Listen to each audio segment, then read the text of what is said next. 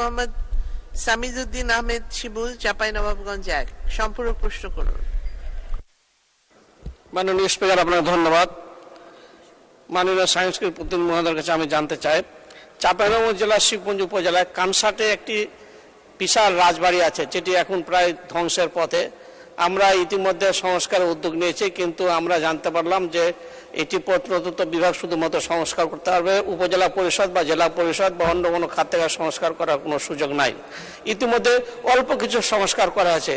আমি মাননীয় প্রতিনিধি মহোদয়কে জানতে চাই যে এই রাজবাড়িটি রক্ষার এবং এটি ঐতিহাসিক দর্শনীয় স্থান, এটিকে সংস্কার করার কোনো উদ্যোগ গ্রহণ করবেন কিনা। ধন্যবাদ মাননীয় স্পিকার। ধন্যবাদ মাননীয় সদস্য। মাননীয় প্রতিমন্ত্রী। ধন্যবাদ।